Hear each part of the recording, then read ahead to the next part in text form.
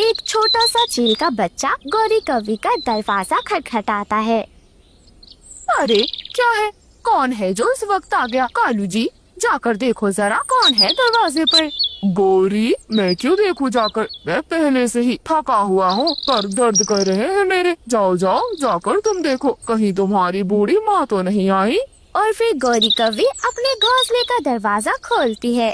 अरे अरे छोटे चील के बच्चे, तू यहाँ क्या कर रहा है और क्यों मेरे घोंसले को पीटे जा रहा है? आसपास तेरी माँ तो नहीं? आंटी, मैं भूखा हूँ, क्या आप मुझे कुछ भोजन दे सकती हैं? हाय हाय, चील का बच्चा और भोजन। अरे तुम तो मांस खाते होगे ना, मैं कहाँ से मांस ला कर दूंगी? नहीं नहीं आंटी, आप जो देंगी मैं वही खा लूँगा। मैं बहुत भूखा हूँ और मेरी मम्मा भी खो गई है, ना जाने कहाँ चली गई। मेरी मम्मा मुझे जल्द ही ढूंढ लेंगी। बहुत तेज नजर है मेरी मम्मा की। फिलहाल आप मुझे कुछ खाने के लिए दे दें। तेरी माँ की नजर तेज है, पड़ी मेरे घोंसले पर तो मेरा घोंसला ही उजाड़ देगी वो। चल चल निकल यहाँ से, मेरे पास कुछ नहीं है।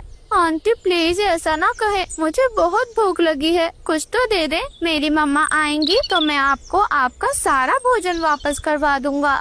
लेकिन गौरी कौवी उसकी एक नहीं सुनती और उसके मुंह पर ही घोंसले का दरवाजा बंद कर देती है। बेचारा छोटा बच्चा बस रोता रह जाता है। वे थोड़ी देर रुकता है, अपने आंसू पोंछता है और इधर उधर देखकर वो सीधे आगे बढ़ता है। आगे रानो चिड़िया का घोंसला था। वो रानो चिड़िया के घोंसले के दरवाजे को खटखटाता है।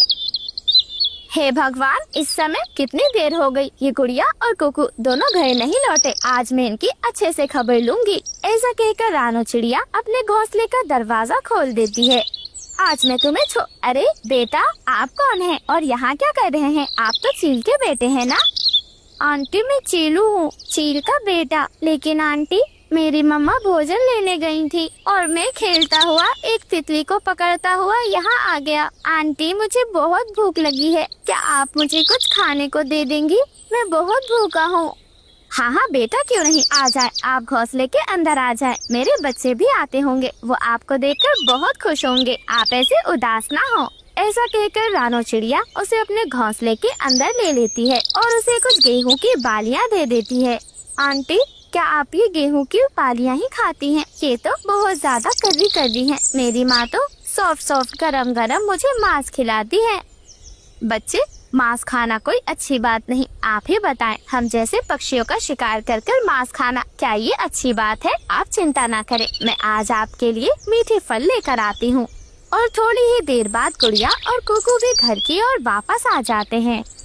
गुड़िया बेटी, कुकू बेटी, कहाँ चले गए थे आप? मम्मा, हम तो नदी किनारे गए थे, वहाँ पर खूब सारी मछलियाँ थी, हमें बहुत मजा आया। क्यों कुकू भैया? हाँ मम्मा, लेकिन ये कौन है? ये तो मुझे कोई नया पक्षी लग रहा है। गुड़िया बेटी, ये चील का बच्चा है, इसकी माँ कहीं बिछड़ गई है। ये अब हमारे साथ ही रहेगा, आपने इसका ख्याल रखना है। मैं बस यूँ गई और आप सबके लिए मीठे मीठे फल लेकर यूँ वापस आई। इतना कहकर रानो चिड़िया अपने घोंसले से निकल जाती है। वे अपने घोंसले से निकलकर फल की तलाश कर रही थी, तभी चील उस पर हमला कर देती है। गौरी कौवी भी रानो चिड़िया के पीछे पीछे ही थी।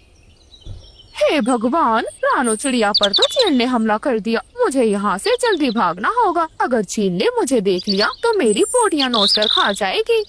रानो चिड़िया जोर जोर से चिल्लाती है, छोड़े चील दी, मुझे छोड़े। आपका बच्चा चीलू मेरे घर पर है, वो मेरे घोंसले में है। मैं आपके बेटे के लिए फल ढूंढने आई हूँ। आपका बेटा चीलू मेरे घोंसले में है, छोड़े मुझे चील दी, कृपया छोड़े। अपने बेटे चीलू का नाम सुनकर चील उसे छोड़ देती है।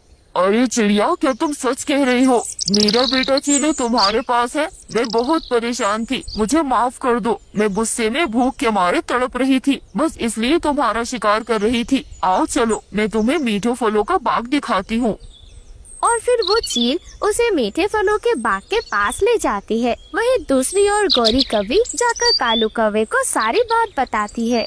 कालू जी, ओ कालू जी, मेरे पास एक खुशखबरी है। वो जो छोटी चिड़िया है ना, जिसने बड़ा सुंदर घोंसला बनाया हुआ है, अब उसका घोंसला हमारा होगा कालू जी। अरे वाह गौरी, बड़ी अच्छी बात कही तुमने तो। कैसे कैसे उसका घोंसला हमारा होगा? चिड़िया बहुत चालू है, हमें घोंसले के आसपास भी मंडराने नहीं देगी। आई बड़ी, उसका घोंसला हमारा होगा।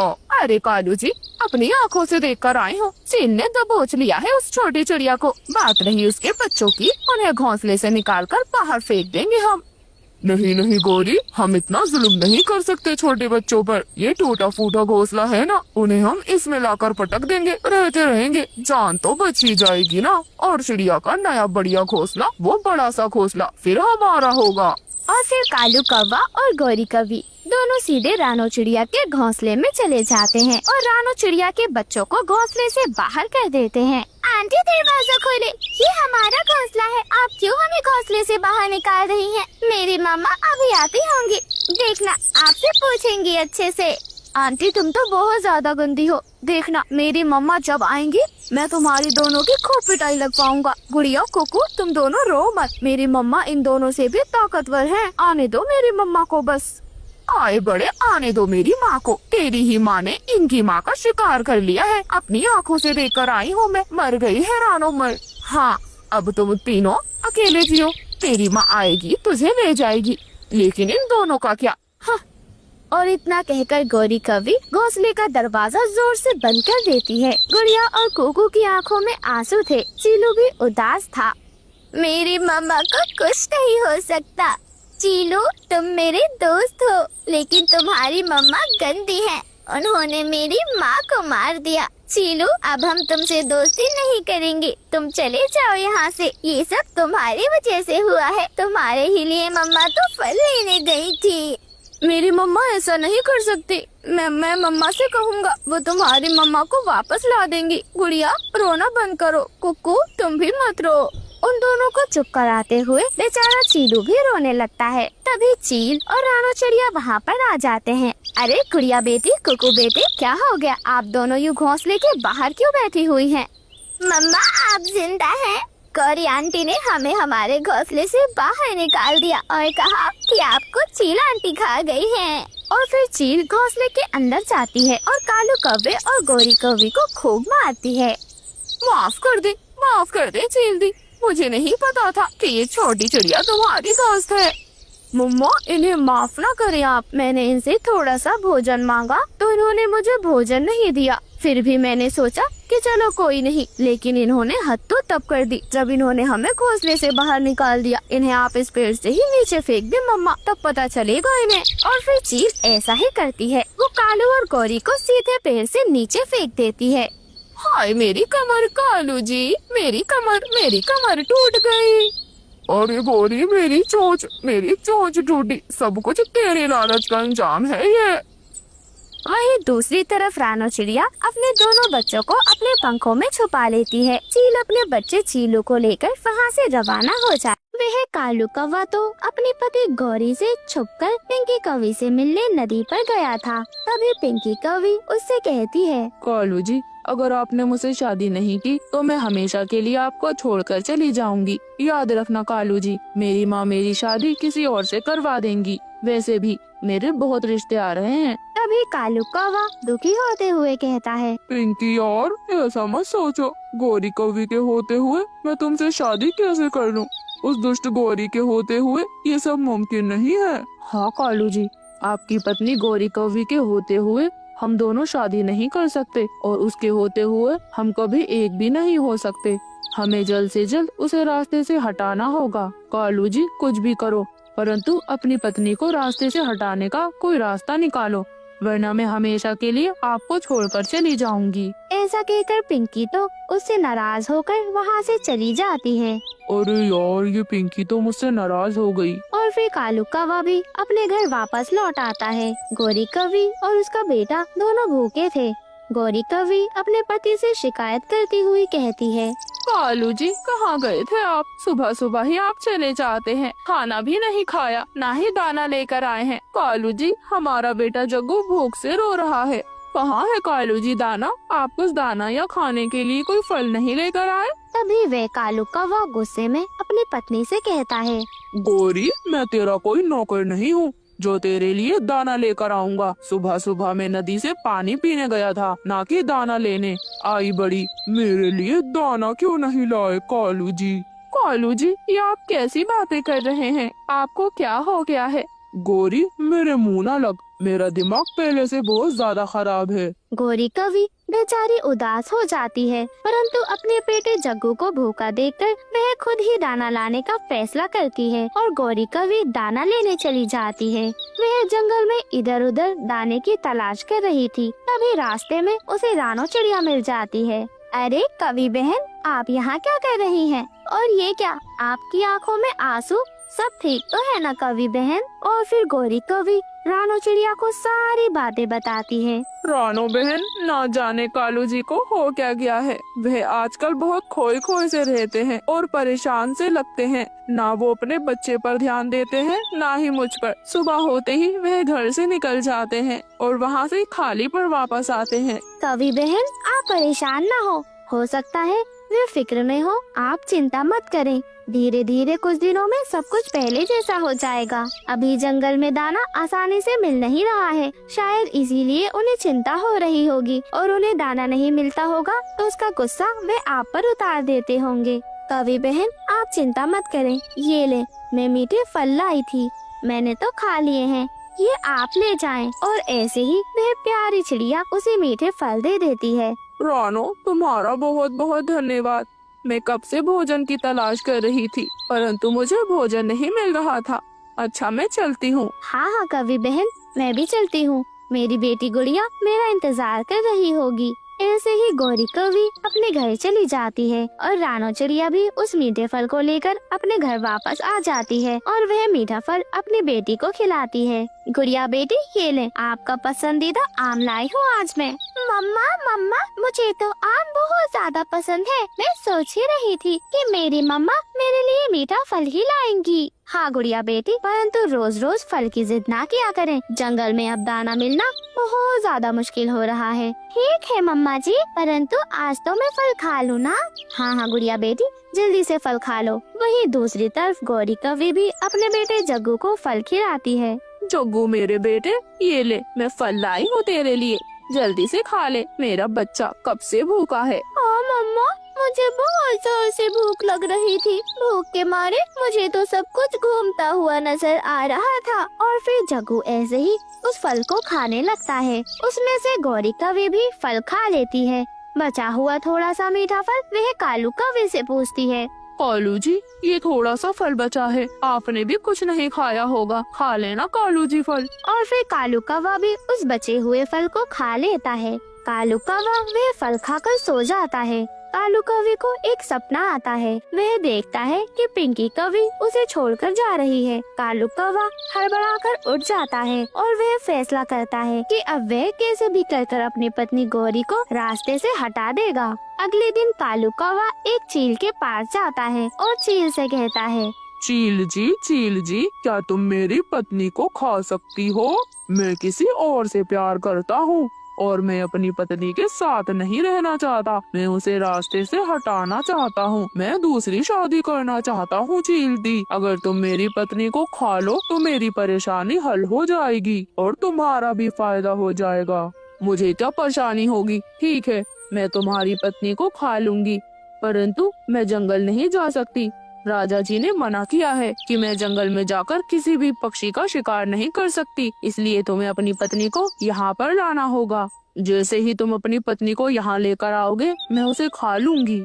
हाँ चील जी, आप बिल्कुल भी फिक्र ना करें, मैं अपनी पत्नी को यहाँ लेकर आ जाऊंगा, परंतु आप उसे खा लेना, छोड़ना मत उसे, ताकि वह दुष्ट गौरी हमेशा के लिए मेरे रास्ते से हट जाए। ऐसे ही कालू कौवा एक योजना बनाता है और जंगल से बहुत मुश्किल से कुछ मीठे फल ढूंढता है और अपनी पत्नी गौरी और अपने बेटे के लिए लेकर जाता है। गौरी देखो, मैं तुम्हारे लिए आज मीठे फल लाया हूँ। मेरी सुंदर पत्नी, तुम कितनी कमजोर हो रही हो, ये लो मीठे फल खा लो। अपने पति कालू कौवे के मुंह से ऐसी बात सुनकर गौरी कवि तो बहुत ज्यादा खुश हो जाती है और वह फौरन मीठे फल खाने लगती है। जोगू बेटा, जल्दी से मीठे फल खाकर स्कूल चला जा, तेरा स्कूल खुल गया होगा मेरे बेटे। रानो की बेटी गुड़िया तेरा इंतजार कर रही होगी, जल्दी से खा ले बेटा और जाकर चला जा। हाँ मम्मा ठीक है, मैं जल्दी जल्दी खा लेता हूँ, मुझे देर हो रही है। ऐसे ही जग्गू तो जल्दी जल्दी फल खाता है और जल्दी से स्कूल के लिए चला जाता है। तभी कालू कौवा कहता है, मेरी सुंदर पत्नी, मैं सोच रहा हूँ काफी दिन हो गए हम कहीं घूमने नहीं गए, क्यों ना आज मैं तुम्हें घुमा कर लाऊं। सच कालू जी, क्या आप सच कह रहे हैं? आप मुझे घुमा कर लाएंगे कालू जी? हाँ मेरी सुंदर पत्नी, मैं तुम्हें घुमा कर लाऊंगा, मुझे माफ कर दो, मैंने तुम पर कल गुस्सा किया, मैं बहुत शर्मिंदा हूँ गौरी। कोई बात नहीं कालू जी, वैसे भी पति पत्नी में तो छोटे मोटे झगड़े होते ही रहते हैं। चलें, मैं जल्दी से तैयार हो जाती हूँ और फिर हम दोनों मिलकर घूमने चलेंगे। और ऐसे ही कालू कौवा गोरी कौवी को अपने साथ घुमाने के बहाने उस चील के पास ले जाता है। गोरी कौवी आगे आगे थी, कालू कौवा चील को इशारा कर देता है और चील फौरन उड़ती हुई आती है और गोरी कौवी पर हमला कर देती है। कालू कौवा गोरी को ऐसे ही छोड़कर घर वापस आ जाता है। कालू कौवा जैसे ही घर वापस आता है, जब तक उसका बेटा भी स्कूल से वापस आ चुका था। पापा पापा मम्मा कहाँ है? मुझे मम्मा के पास जाना है, मम्मा मेरे लिए दाना नहीं लाई। पापा मुझे भूख लग रही है। जग्गू कौवा तो पिंकी के प्यार में इतना ज्यादा पागल हो गया था कि अपने बेटे तक को नहीं देखता, वह अपने बेटे पर गुस्सा कर देता है। अब तुम्हारी माँ कभी वापस नहीं आएंगी, इस दुनिया में नहीं रही, उसे एक जालिम चील खा गई है और मेरे पास कोई दाना वाना नहीं है, जाओ यहाँ से। ऐसा कहकर कालू कौवा तो सीधे पिंकी कौवी के पास चला जाता है। जग्गू कौवा तो भूख से तड़प रहा था, वह रोता हुआ सीधे रानू चिड़िया के घर जाता है। जग्गू बेटे क्या हुआ, आप क्यों रो रहे हैं? सब ठीक तो है ना? आंटी आंटी पापा कह रहे हैं कि मेरी मम्मा को जालिम चील खा गई, वह अब कभी भी वापस नहीं आएंगी। आंटी मुझे बहुत भूख लग रही है। तभी रानो चिड़िया उसे दाना दे देती है। जग्गू बेटे आप ये दाना खा लें, आप रोना बंद करें, मैं अभी कालू भैया से पूछ कर आती हूँ। ऐसा कहकर रानो चिड़िया सीधे बाहर जाती है। रास्ते में उसे कालू कौवा मिल जाता है। कौवे भैया आपने क्या कह दिया है जग्गू से, वह इतना रो रहा है? रानो बहन, मैंने सच कहा है, अब मैं क्या करूं? मेरी पत्नी को कोई चील खा गई, मैं तो उसे घुमाने लेकर गया था, परंतु वहाँ हम पर चील ने हमला कर दिया और मेरी पत्नी मर गई। मैं क्या करूं? मैं जैसे तैसे अपनी जान बचाकर भागा हूँ। कालू कौवा 2-4 झूठे आंसू बहाता है और मायूस होकर वहाँ से चला जाता है। वही रानो चिड़िया की कुछ समझ नहीं आता, वह सोचती है कि अब जग्गू का वही ख्याल रखेगी। फिर वे जग्गू को घर आकर समझाती है, जग्गू बेटे आप चिंता मत करें, जालिम चील ऐसी ही होती है बेटा, हम पक्षियों की जिंदगी ऐसी ही है, अब हम क्या कर सकते हैं, परंतु आप चिंता मत करें, मैं हूँ ना, मैं भी तो आपकी माँ की तरह हूँ। ऐसा कहकर वह तो उसे अपने गले से लगा लेती है और अपने पंखों में छुपा लेती है। जग्गू उसके पंखों में छुपकर खूब रोता है। वहीं दूसरी तरफ कालू कौवा कुछ अनाज इकट्ठा करता है और अनाज इकट्ठा करके वह फौरन पिंकी कौवी के घर चला जाता है। पिंकी कौवी अपने घर में बैठी हुई थी। कालू जी आप यहाँ क्या करने आए हैं? मेरी माँ भी है, आप घर ना आया करें। यार पिंकी, मैं तेरे बिना नहीं रह सकता, देख मैं तेरे लिए कितना सारा अनाज लाया हूँ, तेरी माँ देखकर खुश हो जाएंगी। पिंकी कौवी तो वह अनाज अपनी माँ को दे देती है और कालू कौवे से कहती है, कालू जी अभी आप यहाँ से जाएं, मैं कल आपको नदी के पास मिलूंगी। ऐसा कहकर पिंकी कौवी उसे वहाँ से भगा देती है। कालू कौवा घर वापस आ जाता है। पापा पापा मम्मा कहाँ है? मुझे नहीं रहना आपके साथ, मुझे मेरी नानी के घर छोड़ो, मैं यहाँ नहीं रहना चाहता। कालू कौवा तो पिंकी के प्यार में बिल्कुल ही अंधा हो गया था, वह अपने बच्चे को घर से निकाल देता है। जग्गू कैसा बेटा है तू, जा भाग यहाँ से, चला जा अपने नानी के घर, तेरी नानी का घर कौन सा दूर है, चल दफा हो जा और दोबारा वापस मत आना। जग्गू कौवा रोते हुए अपनी नानी के घर चला जाता है। वहीं कालू कौवा तो खुश हो रहा था। अच्छा हुआ जग्गू चला गया, अब जब पिंकी को घर लेकर आऊंगा तो बस पिंकी और मैं। ऐसा सोचकर कालू कौवा बहुत ज्यादा खुश हो रहा था। अगले दिन कालू कौवा पिंकी कौवी से मिलने जाता है, परंतु काफी देर इंतजार करने के बाद भी पिंकी वहाँ पर नहीं आती। होती। कालू कौवे से सब्र नहीं होता